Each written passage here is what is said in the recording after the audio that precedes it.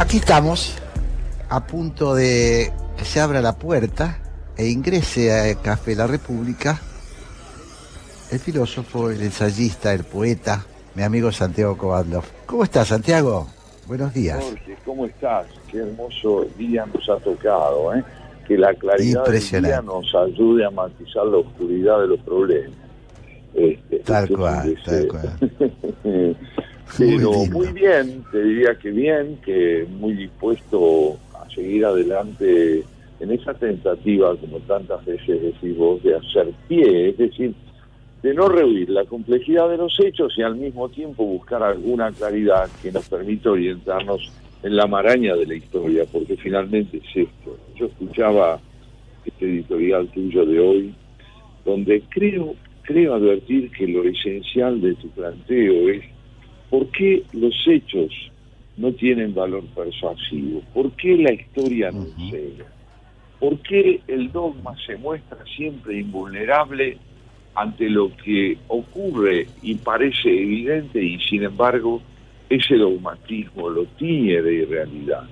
Yo advertía en tu planteo, ¿no?, esta imposibilidad que lleva a aferrarse al prejuicio, quizá impulsado por el temor a descubrir que la ruina de una idealización nos arrastra necesariamente, nos impulsa necesariamente a tener que volver a aprender, ¿no? ¿Y cómo nos cuesta volver a aprender? Una izquierda que no se resigna a perder las utopías, aún cuando están en ruinas la realidad que evidencia que esas utopías no tienen correlato en los hechos. Una izquierda que tiene dificultades desde la perspectiva democrática, una izquierda democrática que debería ser la primera en denunciar esta enajenación y sin embargo uno tiene la impresión de que el silencio puede más que la lucidez, puede más que las evidencias. Este apego al sueño autoritario, ¿no es cierto?, que hace que nuestro país sea un país en el cual buena parte de los intelectuales se nieguen a reconocer la catástrofe que a diario denuncian los hechos, la situación verdaderamente errática de una gestión de gobierno que no pareciera empeñada en otra cosa que en dejar que se acumulen las evidencias de su propia ineptitud. Una democracia que propone discutirlo todo, pero que se ve justamente maniatada por el miedo y el prejuicio, ¿no es cierto? Y donde la censura puede más que la posibilidad de que la libertad opere en la caracterización de los hechos. Eso me lleva, Jorge, a advertir en el planteo de Liscano, en ese planteo tan rotundo que él nos ha hecho acerca de la situación que él descubre en Cuba, en la Unión Soviética, en fin, allí donde imperó durante tanto tiempo el sueño de una revolución redentora, ¿no?, lo impulsa a él a plantear esta pregunta: ¿por qué la permeabilidad de los intelectuales a la retórica cubana? ¿Por qué tantos y tantos intelectuales que en principio serían la expresión de un pensamiento abierto y lúcido optaron por negar lo que era evidente, optaron por adherir incluso de manera cómplice, como lo evidencia él a través del análisis que hace de la posición de García Márquez o de Benedetti, a esta negación de la crisis brutal a que los arrastró la intransigencia con que procedieron a caracterizar un fenómeno histórico. Hubo una frase de Liscano, Jorge, que me conmovió mucho, que fue cuando él dijo que todos nos equivocamos y que solo diferimos en la mayor o menor propensión que tenemos a admitirlo. Esto me recordó aquella otra sentencia espléndida de Aldous Huxley, cuando él dice: todos combatimos con media verdad contra una mentira entera. Y él se refería, me refiero a Liscano, al comunismo científico, a esa mentira evidente, pero evidente para quién. Y por último, claro, el planteo de Graciela Melgarejo, que hizo dos referencias que me parecieron interesantes. dentro de esta problemática que es la colisión entre los hechos y la ideología. Ella dijo, la realidad se nos impone. Claro, la realidad se nos impone siempre y cuando estemos abiertos de una u otra manera a lo que ella nos quiere enseñar. Donde el realismo puede más que la ceguera, la realidad con su complejidad puede más que el dogma. Pero lo cierto es que esta propensión hoy en Argentina, en buena parte de la sociedad, en buena parte de quienes se dicen intelectuales, no pareciera preponderar, ¿no? Ella se refería a la falta de fe en la palabra. La falta de fe en la palabra es el rasgo contrapuesto perfectamente al dogmatismo. El dogmatismo es la fe en la palabra sin sustento en la realidad. El escepticismo que lleva a no tener ya fe en la palabra, en cambio, se basa en el desencanto que una y otra vez ha sembrado el poder para quitarle valor a la política. Frente a todo esto, claro, nos preguntamos nuevamente nosotros cuál es la responsabilidad que tiene un intelectual como para ayudar a que la complejidad de lo real prepondere sobre el dogma. Claro. Bueno, ese me parece un tema trascendente, ¿no? Trascendental, porque, bueno, nosotros de alguna manera, yo traté de explicarlo y lo vuelvo a hacer.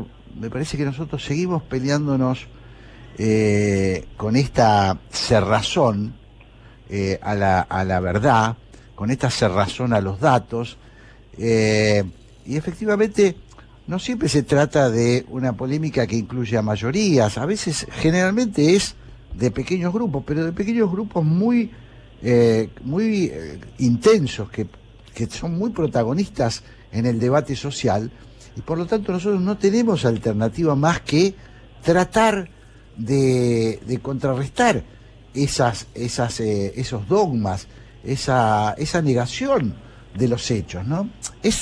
Yo creo que Liscano, yo leí atentamente el libro, lo he comentado con vos en privado. El libro te digo, lo que más me impactó es la documentación que tiene, ¿no? Es una documentación de un hombre honesto, de un hombre que, bueno, se hace esta pregunta como nos la hemos hecho vos y yo muchísimas veces y nos la seguimos haciendo. ¿Cómo puede ser que no podamos hablar? ¿Cómo puede ser que no podamos discutir?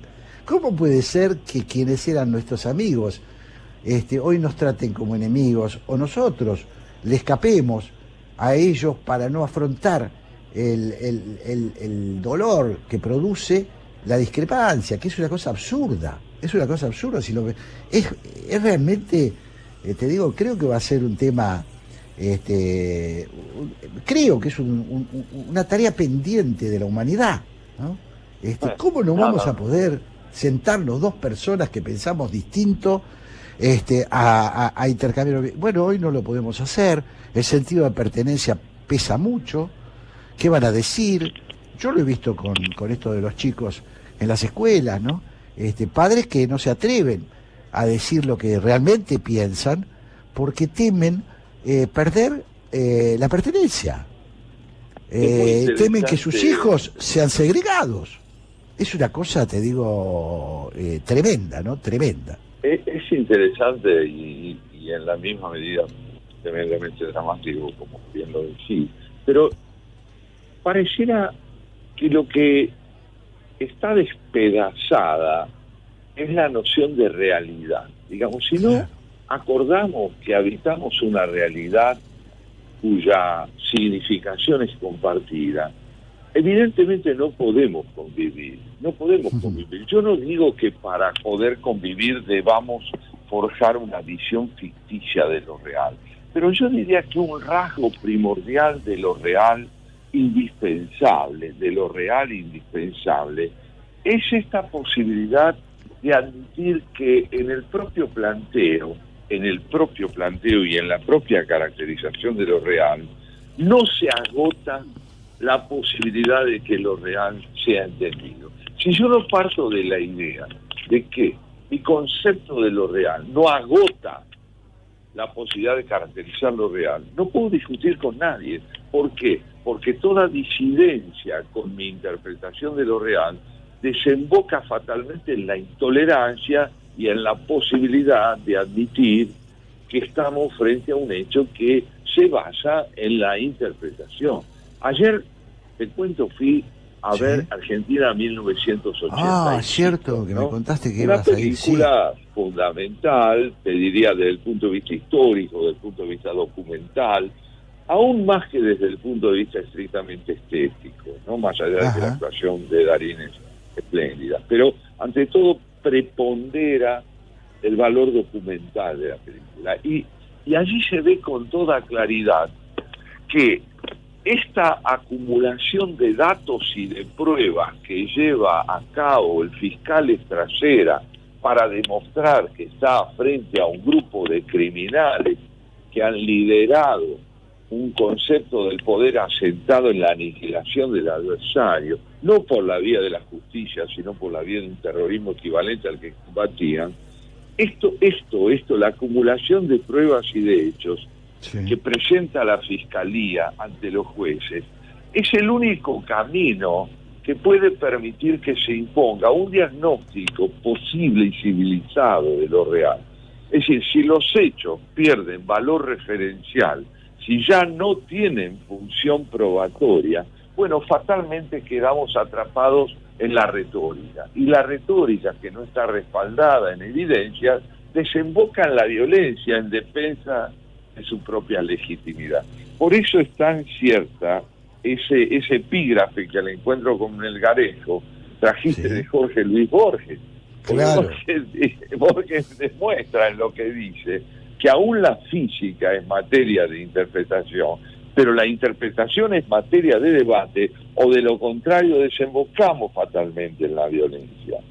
Claro, claro. Muy interesante. ¿Te parece que escuchemos un tema y seguimos con esta conversación? Vos tenés ahí... Y te voy a traer algo interesantísimo, que es la palabra de Tony Judt, el gran historiador inglés que se nacionalizó norteamericano.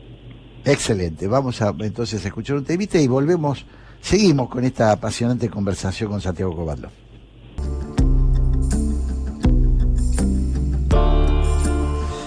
Bueno, ya estamos de vuelta con Santiago Kovaldov. Aquí estamos. Y te decía yo que me pareció oportunísimo enlazar todo lo que se ha desarrollado hoy aquí, especialmente las propuestas de tu editorial y la palabra de Lizcano, con un pensador notable contemporáneo que fue Tony Judt. Tony Judt fue historiador, murió en el año 2010 y llevó adelante una concepción de la historia realmente rica, porque supo unir al análisis de las ideas la referencia que él considera indispensable como rasgos distintivos del historiador. El historiador, dice él, tiene el deber de buscar la objetividad aun cuando no la encuentre. ¿Y qué es buscar la objetividad? Es ir más allá de las propias preferencias ideológicas, luchar contra ellas para poder captar el bicefalismo, el polifacetismo de los hechos, aunque no coincidan con el propio deseo.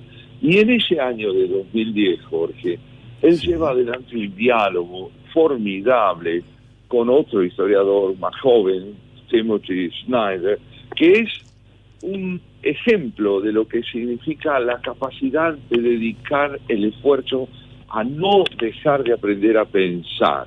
Él piensa a los grandes intelectuales del siglo XX, buscando en ellos el interjuego incesante entre este anhelo de objetividad, de complejidad, y la fuerte propensión a que la ideología reduzca a lo real a los parámetros del deseo.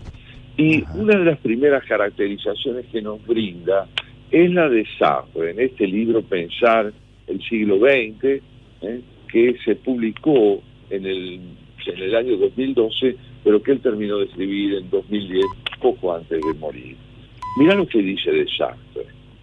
Lo que siempre me ha inquietado de Sartre ha sido su continuada incapacidad para reflexionar con imparcialidad, mucho después de que las ambigüedades de las décadas de 1930 y 1940 se hubieran disipado.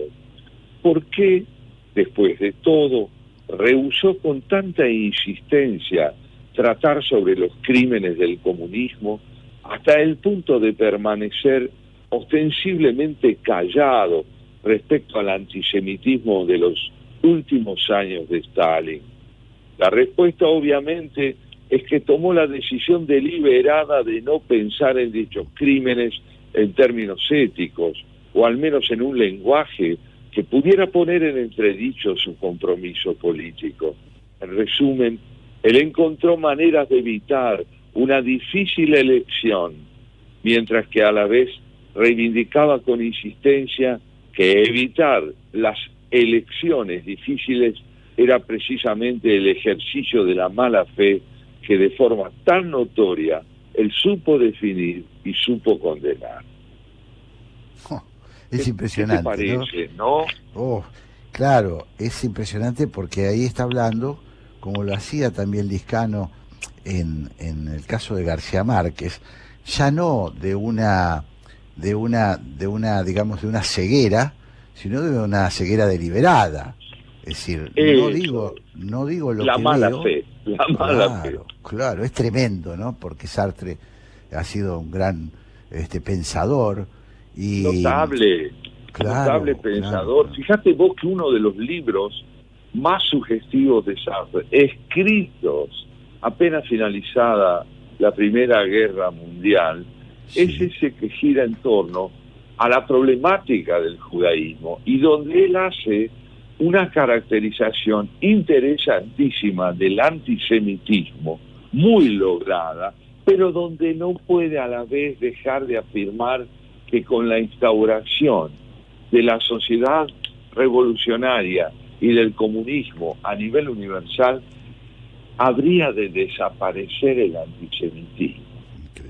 Es decir, que el hombre nuevo con el que él sueña estaría depurado de todas las contradicciones del mundo previo a esa instauración.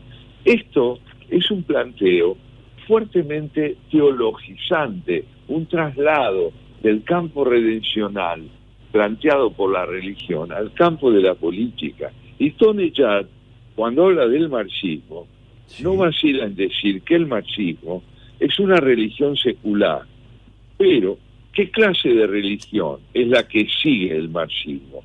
Dice él, tiene mucho de la escatología tradicional cristiana, la caída del hombre, el Mesías, su sufrimiento y la redención vicaria de la humanidad, la salvación, la ascensión.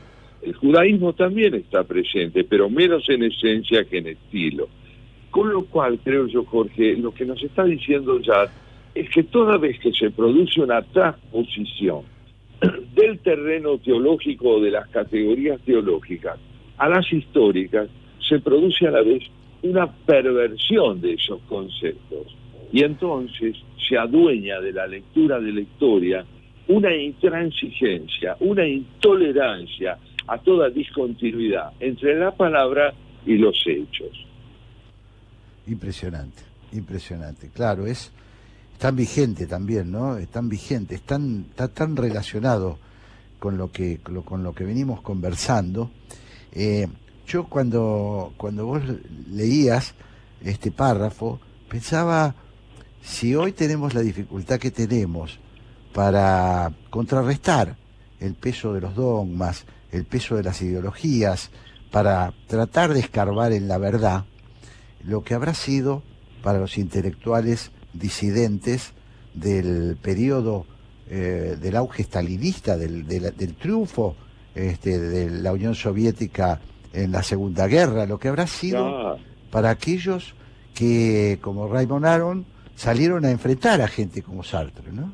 Exactamente, y lo mismo ocurrió con Octavio Paz aquí en América Latina. Si estuviera, digamos, imaginariamente lo está, Tonellat sentado a esta mesa donde compartimos un trago y la búsqueda de alguna claridad, nos dice lo siguiente al respecto de lo que planteás. La forma organizacional, el concepto gramsciano de hegemonía, la idea de que el partido debe sustituir a la religión organizada, dotado de una jerarquía, una élite, una liturgia y un catecismo, puede explicar en parte por qué el comunismo organizado del modelo leninista funciona mucho mejor en los países católicos y ortodoxos que en los protestantes. El comunismo siempre le iría mejor en Italia y en Francia, y durante un breve periodo en España, que en la socialdemocracia. Qué interesante observación nos añade Jack cuando nos dice que allí donde hay una tradición religiosa arraigada en la experiencia del catolicismo, hubo más permeabilidad hacia el comunismo que en aquellos países de orientación socialdemocrática o en países que no respondían a planteos ortodoxos desde el punto de vista religioso, como fueron, por ejemplo, en el caso de Europa, de la Europa de posguerra, los partidos de formación protestante. Sin que esto implique una sacralización paradojal, digamos, del protestantismo, lo que me parece interesante siempre en este tipo de planteos es preguntarse lo que Lizcano se preguntaba: ¿qué es lo que lleva a un intelectual a renunciar a lo complejo para privilegiar lo inequívoco? ¿Qué es lo que lo lleva? Y yo creo que lo que lleva en ese sentido a privilegiar el dogma por sobre la complejidad es siempre esta necesidad de poder encontrarse en el terreno de la verdad y no en el terreno de la búsqueda y del debate en torno a lo verdadero, que es el rasgo distintivo, finalmente, me parece a mí, de un intelectual, ¿no es cierto? Claro, claro. Lo que pasa es que la incertidumbre, la idea de que finalmente nos vamos a ir, nosotros siempre lo conversamos esto, ¿no? A eso va al encuentro la religiosidad secular, ¿no? Tener cierta tranquilidad y cierto grado de adhesión a teorías totalizantes. Me parece que da esa tranquilidad, y por eso es tan complejo vencerlo, ¿no? Por eso es tan complejo, y me parece una observación impresionante lo de la tradición religiosa. Bueno, trabajó mucho Lori Sanata al respecto, ¿no? De cómo, así es, en eso está él hoy, pero como vemos, este pensamiento proviene de muy lejos. Muy lejos, claro. Fíjate vos qué interesante también es leer en Judd, en este libro, Pensar el siglo XX, esta idea que él tiene acerca de que así como por un lado cae la posibilidad de que los hechos respalden la idealización del comunismo, también vivimos hoy, y ya lo subraya, un tembladeral en el orden de las convicciones democráticas, que si por un lado son defendidas por él como expresión de una mayor permeabilidad y de una mayor tolerancia al debate, al intercambio, a la búsqueda de consensos que provienen de posturas antagónicas, por otro lado él no desconoce que estamos en un momento en el cual todo Occidente está atravesando una honda incertidumbre con respecto a su porvenir. Mirá lo que nos dice. Sí. Hemos vuelto a entrar en una era del miedo. Atrás ha quedado la sensación de que las habilidades con las que uno cuenta al empezar en una profesión o en un trabajo serán habilidades importantes para toda su vida laboral. Atrás ha quedado la certidumbre de que después de una trayectoria laboral exitosa nos espera una jubilación cómoda. Todas estas inferencias demográficas, económicas y estadísticamente legítimas del presente respecto al futuro, que caracterizaron la vida americana y europea durante las décadas de la posguerra, han quedado borradas del mapa. De modo que la era del miedo en la que ahora vivimos consiste en el temor a un futuro desconocido, así como a unos extranjeros desconocidos que pueden venir y lanzarnos bombas, el temor de que nuestro gobierno ya no puede controlar más las circunstancias de nuestra vida, ya no puede convertirnos en una comunidad cerrada contra el mundo, ha perdido control. Esa parálisis del miedo, el resurgimiento del miedo y las consecuencias políticas que entraña, constituye el mayor de los argumentos a favor de la socialdemocracia, tanto como protección para los individuos frente a las amenazas a su seguridad, reales o imaginarias, como protección para la sociedad frente a las amenazas muy probables a su cohesión, por una parte, y a la democracia actual por otra. Y finaliza con este planteo premonitorio. Recordemos que sobre todo en Europa, los que han tenido más éxito a la hora de movilizar estos miedos a los extranjeros, a los inmigrantes, a la incertidumbre económica o a la violencia, son principalmente los políticos convencionales, anticuados, demagogos, nacionalistas y xenófobos. La estructura de la vida pública estadounidense hace más difícil que la gente así llegue a hacerse con el gobierno, uno de los aspectos en el que Estados Unidos ha sido especialmente afortunado hasta hoy. Pero el Partido Republicano actual, estamos en 2010, ha comenzado a movilizar precisamente estos miedos en épocas muy recientes, y bien puede ser que estos miedos le lleven de nuevo al poder. Poco después estalla lo de Trump, poco después la democracia cae, ¿no es cierto?, en este vendaval tremendo que genera la gestión de Trump, y que cuando culmina su gobierno nos lleva a situaciones de desmadre absoluto que recuerdan a veces las situaciones de América Latina. Y creo yo que la conclusión de él es cierta, de modo que la elección a la que nos enfrentamos en la siguiente generación no es entre capitalismo y comunismo, o el final de la historia y el retorno de la historia, sino entre la política de la cohesión social basada en unos propósitos colectivos y la erosión de la sociedad mediante la política del miedo. Impresionante, Santiago, ¿no? Impresionante la actualidad, el anticipo, como vos decís, ¿no? Antes de Trump, la lucidez de este historiador que nos pone frente a un problema que hoy estamos atravesando, enorme, ¿no? Y que se presta a esto, al aventurerismo, al surgimiento de líderes providenciales, al imperio de la magia por sobre la razón. Ahí está. Es una cosa el miedo detrás del dogma. Claro. El miedo detrás del dogma. Claro. Aquí es donde la pregunta de Liscano también tal vez encuentre una respuesta parcial.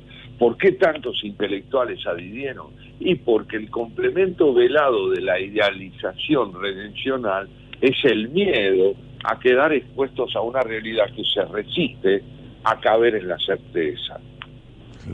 Claro. No, es muy interesante, ¿no? Muy interesante. Yo creo no exagerar, Santiago, cuando digo que este es, de alguna manera, desde el punto de vista del pensamiento, es el tema central de nuestra época. Es el tema central. Porque no hubo alguna expectativa en algunas personas que con la caída del muro, bueno, iba a venir un reencuentro de la verdad. No, volvemos a caer en estas ideas mágicas que nos saquen de la incertidumbre, ¿no? Sí, parece ser entonces, como siempre decimos, una necesidad axiomática del comportamiento humano. Pero, así como el dogma insiste en sobrevivir a su inconsistencia, de igual manera, creo yo, del lado del pensamiento abierto, del pensamiento dispuesto a oír la magnitud de la complejidad de los hechos, también hay insistencia. Y entonces estamos embarcados en una confrontación que tal vez no cese nunca y pase por periodos en los cuales prepondere, como preponderó en el juicio a las juntas, la actitud de llevar a la justicia al terreno de más alto protagonismo político, y otros momentos en los cuales, como el que estamos protagonizando hoy en la Argentina, el encubrimiento del delito, la negación de la delincuencia, de la demagogia, la tentativa de hacer de la política un instrumento exclusivo de intereses sectoriales, aspira a preponderar y encuentre la posibilidad de que la solidaridad de decenas y decenas de personas esté basada justamente en la idealización. Muy interesante, Santiago. ¿Te parece, si te parece, con esto cerramos este espacio, aunque Sí, continuamos porque ya viene Graciela Fernández Mejide y Pablo Marmorato, que nos dan esos 15 minutos para seguir reflexionando ahí, en este caso, a cuatro voces. ¿Qué te parece? claro que sí, me parece ideal y necesario.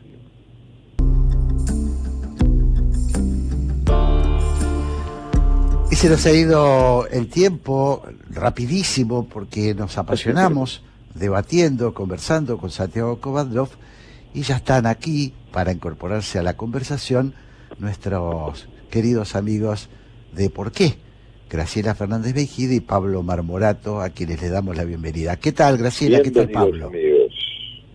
Bien, gracias. Bien, ¿y ustedes? Estamos muy bien también, contentos de tenerlos aquí y aprovecho, si Jorge me permite, Por para transmitirle a Graciela y a Pablo un momento del diálogo que mantuvo Jorge con ese espléndido escritor y pensador que es Carlos Lizcano, uruguayo, en el cual Jorge le pregunta a Lizcano y se pregunta a sí mismo: ¿cuándo un hombre deja de preguntarse por qué?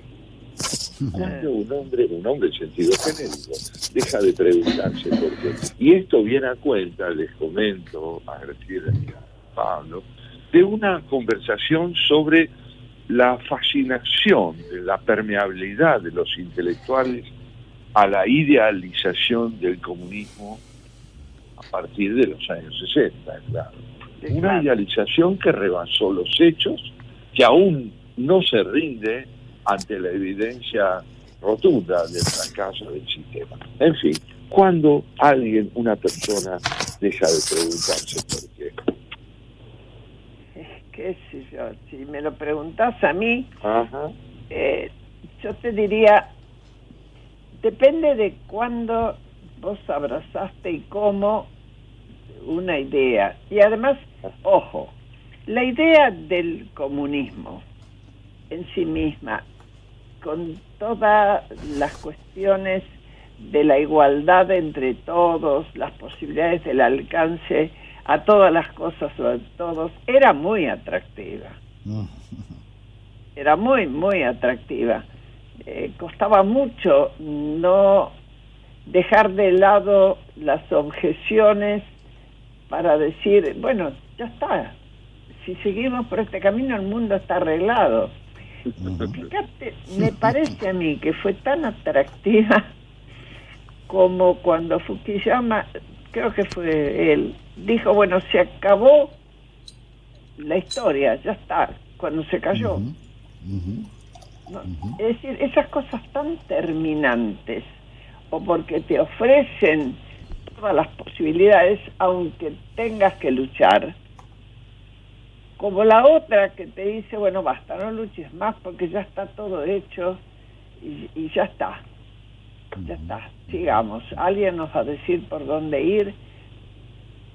La verdad que creo que son atractivas. Sí. Claro. Me parece. Sí, da la impresión que el sueño de la redención y el escepticismo tienen un componente común, ¿no? Tanto aquel que cree que se puede llegar a la vida óptima, como aquel que cree que nada se puede hacer, tienen puntos de contacto. Sí, pero a la vez uno advierte que la fascinación que pueda ejercer ese pensamiento redencional en un momento dado está precedida por otros momentos en los cuales ese mismo pensamiento ya fracasó, ya evidenció que no tiene viabilidad histórica y sin embargo vuelve a reconstituirse, vuelve a reconfigurarse y a ejercer el atractivo que tuvo en el pasado y que desoye las evidencias del fracaso que lo acompañó. Es cierto, y te sigo perfectamente, y además me pregunto, ¿cuándo es que alguien empieza a preguntarse por qué? Desde que nace, va a decir, desde que puede preguntarse. Y depende de las respuestas que reciba, seguirá preguntando normalmente, ¿no? Pongamos un individuo común, seguirá preguntando o dejará de preguntar. Claro. Si si vos respondés a un chico que dice, ¿por qué? Porque sí, le respondés. Uh-huh. ¿Qué pasa? No, ¿Qué si estímulo estás dando una caracterización muy adecuada de lo que es el dogma o la intransigencia. Es el momento en el cual la pregunta cae como rasgo distintivo de un posicionamiento, de una manera de estar situada ante la vida. Renuncio a por qué y tengo la respuesta. Igual de aquel que toque mi respuesta. Claro. Bueno, en ese sentido me parece que por eso nosotros hablamos tanto de esta cuestión, ¿no? Porque me parece, yo lo decía, lo charlábamos con Santiago antes, ¿no? Si no hablamos de esto, estamos en problemas. Es decir, no vamos a poder entendernos, no vamos a poder... Tenemos que romper con esa cuestión de los que manejan verdades absolutas, porque nos estamos quitando potencialidad. Así es. Nos quitaba, es decir, si uno tiene la verdad y el otro es presuntamente el poseedor de una mentira o de una debilidad, porque así lo consideraba muchas veces la izquierda iluminada del siglo pasado, la persona no entiende, pobre, ¿no? Bueno, mientras nos mantengamos en esas tesituras, el pensamiento va a ser reduccionista. No hay manera. Pero yo pensaba en el libro que vos comentaste. Sí. Que yo sabía, vos me lo habías comentado. Sí. Que es bastante similar a Silencio Cuba. Sí, el de Claudia Gil. El libro claro. no es igual, pero se cita que es de Claudia Gil. Y ella, en ese libro que yo sí leí, sí. ¿Por qué aquellos que habiendo esperado de Cuba, de la experiencia cubana, que se desparramara y fuera eficaz en todos los países, hoy ya vieron que no solo vieron que no, sino que se cometen violaciones a los derechos humanos en Cuba, y viniendo del progresismo y sosteniendo acá la idea de los derechos humanos, son incapaces de denunciarlos allá. ¿Por qué? Yo creo que tiene que ver con los sueños de la juventud. La necesidad, perdón, me incorporo con esto, la necesidad, en una analogía con el pensamiento científico, de sumar hipótesis ad hoc para no dejar caer una teoría, ¿no? Para no refutar una teoría. Sí, una teoría y una ilusión. Necesidad de incorporar, ¿no? Todo el tiempo. Pero bueno. Exacto. Una teoría y una ilusión. Una teoría y una ilusión. Sí. Es una Era fantasía. Yo Claro. Mantengamos la ilusión. Ilusión. Claro. Yo creo que justamente lo que está siempre en juego aquí es que, a diferencia del animal que tiene el repertorio completo de respuestas que necesita en su biología, nosotros, que somos biología en parte sin duda, pero también cultura, estamos expuestos a la incertidumbre de una manera constante, y esto debe debilitar en muchos, desde el punto de vista político, la necesidad del debate para favorecer la actitud de la obediencia y de la sumisión a una ideología. Es difícil ser humano porque somos inconclusos, y al ser inconclusos fatalmente tenemos que renovar la búsqueda de la verdad. Les digo que está apasionante la conversación, pero son las 2 de la tarde y se nos acaba, lamentablemente. Volvamos a tu pregunta, Jorge, pero esta vez en los labios de Graciela y Pablo. Cuando un hombre deja de preguntar por qué pasa. Tal cual. Por y ahora no dejamos. Y si nos preguntan con respecto, voy a hacerme un autopase, con respecto a Sí. quienes vamos a tener de entrevistados. Claro. Les comentamos que vamos a estar con la ministra de Educación de la Ciudad de Buenos Aires, Soledad Acuña, Qué para ver interesante. toda esta situación de las tomas. Exactamente, y después, bueno, estaremos charlando con Carlos Pérez Llana sobre las elecciones en Brasil y las últimas muy bien. vicisitudes Un programa de invasión espectacular. rusa a Ucrania. Qué bueno. No, Qué no, no, actual. no se pierdan el porqué. Les dejamos los micrófonos, Graciela y Pablo, y nos vemos el domingo que viene. Muchas Santiago, gracias. un abrazo Muy bien. Un grande. gran abrazo, Jorge. Sigan gran muy abrazo, bien y Graciela buenas Pablo. semanas. Igualmente, chau. Adiós. Adiós.